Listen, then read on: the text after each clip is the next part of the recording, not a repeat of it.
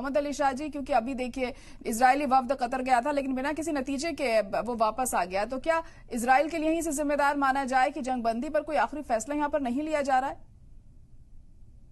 जी, सबसे पहले तो मैं पूरी तरीके से सहमत हूँ। जनरल साहब ने बहुत ही सटीक, एक्यूरेट और बहुत ही मेच्योर एनालिसिस यहाँ पर दिया है। तो जी हाँ, मैं इसी बात को और आगे बढ़ाते हुए ये कहूंगा कि जी हाँ, मैं इजराइल को काफी हद तक मैं जिम्मेदार मानूंगा, क्योंकि हमास ने जो किया वो बहुत गलत किया था, तो इस पे कोई शक की दो राय है ही। अब लेकिन हमास, हमें ये देखना पड़ेगा कि वो कई राष्ट्रों ने उनको टेररिस्ट का करार दे रखा है, उनको बैन कर रखा है, एक बैन मिलिटेंट आउटफिट के नाम का करार दे रखा है। तो बात किससे करेंगे? बात करेंगे जो जिम्मेदार है उनसे। दूसरी बात, इजराइल के कुछ ऑफिसर के पीस टॉक लेके कायरो गए थे, लेकिन इजरायली मीडिया के तहत कुछ ही घंटों में वापस आ गए। वो नेतन्याहू ने उनको माना कि भाई वो कॉम्पिटेंट नहीं थे, उन्होंने पीस टॉक्स ठीक से नहीं कराई। अरे नेतन्याहू खुद ही ऐसा लग रहा है कि वो तो भूल चुके हैं बंधकों के बारे में, उनकी प्रायोरिटी में ही नहीं है कहीं पे भी। हालांकि बंधकों की परिवार वालों ने प्रोटेस्ट लगाई है, रैलीज लगाई है कि भाई नेतन्याहू बंधकों को छुड़ाए, वो उनकी पहली प्रायोरिटी होनी चाहिए, बजाय के बेकसूरों का खात्मा करें, मारे दाए।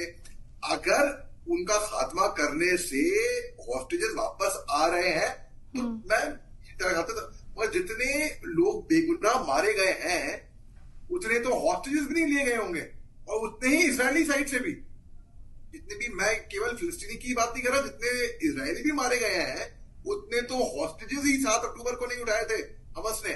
तो बेसिकली नेतन्याहू की पहली प्रायोरिटी होनी चाहिए थी कि वो हॉस्टेजेस को बचाएं।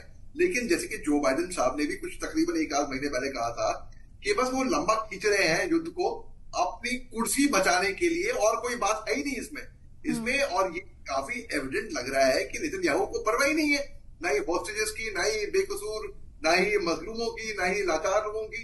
बस वो तबादड़ हमले करे जा रहे हैं इस नाम पे कि भाई हम उसका खात्मा करेंगे।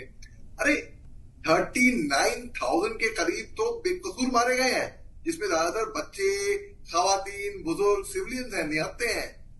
और हमास की नफरी कितनी है? तकरीबन उतनी है। आप मान लीजिए 40,000 लड़ाके हैं। हमास की लीडरशिप को खत्म कर दिया, ठीक किया, ओके किया आपने कहा कि हम हमास को खत्म कर देंगे, किसी को कोई आपत्ति नहीं है इसमें। आप अगर बेकसूरों की जान नहीं लेंगे, आप करिए हमास का खात्मा।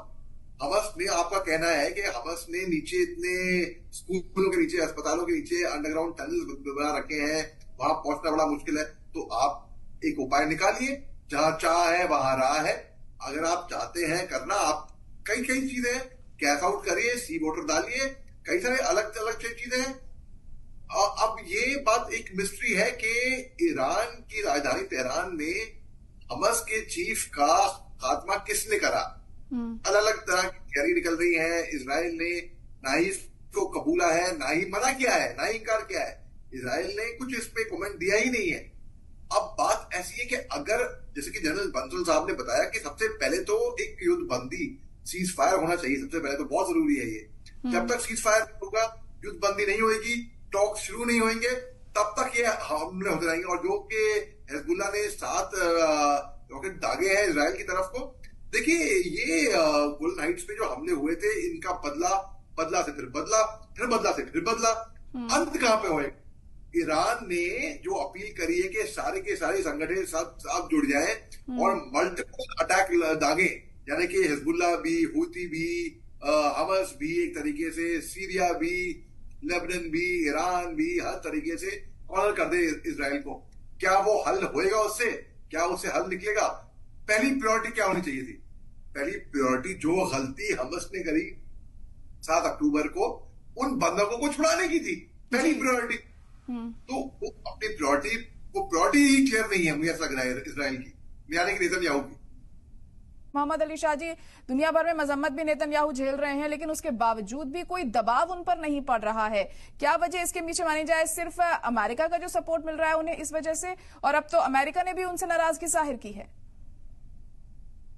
जी, अमेरिका ने नाराजगी जाहिर की है, बिल्कुल, इसमें तो कोई शक की बात नहीं है। लेकिन उनको सपोर्ट तो मिल रहा है अमेरिका से, उसके बावजूद भी कि भाई कि मैं नाराज हूं, मैं सपोर्ट नहीं करूंगा, लेकिन फिर भी सपोर्ट तो उनको मिला है। पहली बात तो ये है। दूसरी बात है कि नेतन्याहू का एक अल्टीरियर मोटिव साफ बच्चे बच्चे को नजर आ जाएगा कि भाई उनको परवाह नहीं है होस्टेजेस की। होती तो अब तक कब 10 महीने थोड़े लगते हैं। अब तक कब तक वो कैसे भी करके उनको सपोर्ट था, सब कुछ उनके पास था। अमेरिकन कमांडो भी मिल जाते उनको, उनको सब कुछ मिल जाता उनको अगर वो चाहते तो वो नामुमकिन नहीं है। दुनिया में कोई भी काम नामुमकिन नहीं है अगर एक विल हो तो। जी, अच्छा, उनने इज्जत तवज्जो दी नहीं है होस्टेजेस को, ये बात हकीकत की बात है। दूसरी बात कि नेतन्याहू को, जैसे कि जो बाइडेन साहब ने भी बताया, कि उनको अपनी कुर्सी बचाने से मतलब है बस।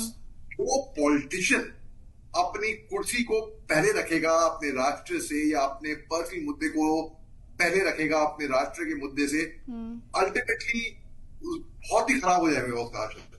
अल्टीमेटली ये होएगा। तो नेतन्याहू ने बेसिकली यही किया है। उनपे कोई भी दबाव का असर नहीं पड़ा है। उनको मालूम है अगर दबाव पे वो आएंगे तो इन एनी केस आगे खाई पीछे कुआं वाली बात हो जाएगी। इनको अगर पावर से हट जाएंगे, सत्ता से हट जाएंगे, अगर इनके पास कुर्सी नहीं रहेगी, अगर ये इजराइल के प्रधानमंत्री जी नहीं बिल्कुल। रहेंगे। देखिए, और इसी वजह से वो किसी की बात यहाँ पर मानते हुए नजर नहीं आ रहे हैं।